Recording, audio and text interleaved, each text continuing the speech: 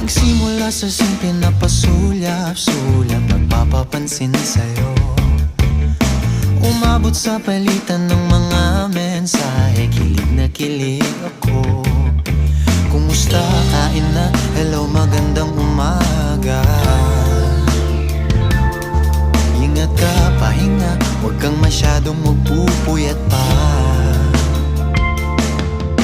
Naramdaman ng puso na